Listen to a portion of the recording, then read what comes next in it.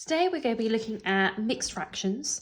Mixed fractions do appear in pretty much every arithmetic paper, and they do occur in a couple of reasoning papers as well. A lot of mixed fractions will have one fraction that is what we call a proper fraction, where the numerator will be smaller than a denominator, and then you'll have a mixed number fraction that goes along with it. So if you haven't looked at my previous video on how to do conversions, I would absolutely pause this video and have a look at that first, because that knowledge is key to unlocking what we have to do here.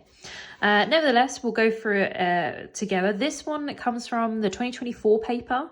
It was a very requested modelling video to go through this specific question. And actually, it's a lot easier than you think, because already we have the same denominator. Most of the time when we do converting of fractions, our goal is always to end up at the same denominator, and we're already there, which is an absolute bonus. The main thing that you have with this this calculation is how to remove the mixed number fraction to be something a bit more favourable, such as an improper. So the way that we change from a mixed number to an improper is that we multiply the whole by the denominator and then add that numerator. So 2 multiplied by 8 gives us 16. 16 add 3 gives us 19. So actually another version or another way of saying 2 wholes and 3 eighths is actually 19 eighths. And now that we know this, we can bring the rest of the calculation down with us, which would be subtracting 5 eighths. Now our answer will always remain with the same denominator of eighths, or eighths I should say. It's only the numerator which is going to change today. So 19 take away 5 is in fact 14. Now this would be a perfectly acceptable way of answering the question. Some people though, and it is always encouraged, may want to put a mixed number fraction in because that's what your question originally had.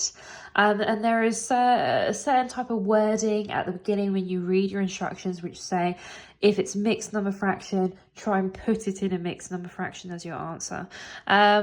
However, when I've come across it, we've always been able to accept more or less an improper fraction unless it was absolutely huge.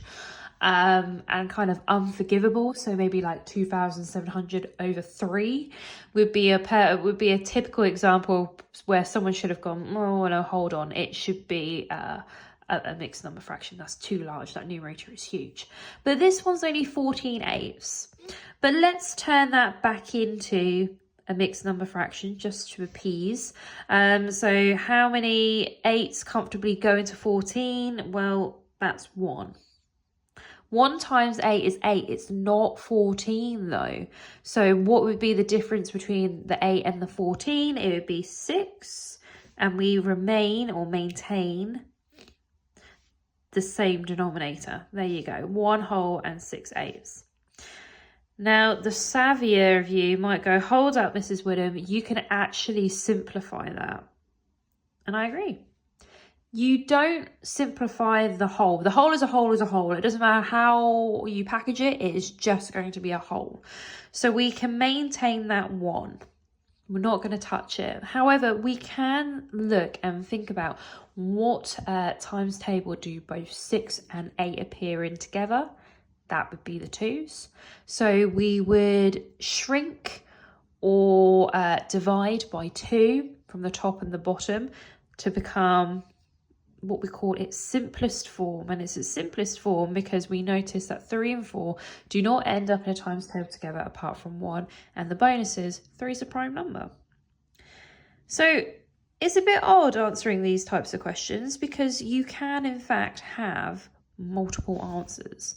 These are all correct answers. You would all get a mark for them in the SATs. However, there's one caveat. If you decided to write all 3 answers as your answer, so you put 14 eighths or 1 and 6 eighths or 1 and 3/4, if only one of those is incorrect, then the whole question is wrong. So it might be worth you sticking to your guns a little bit and only choosing a fraction that you feel the most comfortable with. Most of our mark schemes will say accepting of any equivalent fractions. So that's why I say stick to the one that you feel most comfortable with and make sure it ends up going back into your question. So I will take another video of a slightly different question where the denominators are different because there is an extra step. But this would be a typical 1 mark question from the 2024 paper, and I hope that makes a little bit more sense to you now.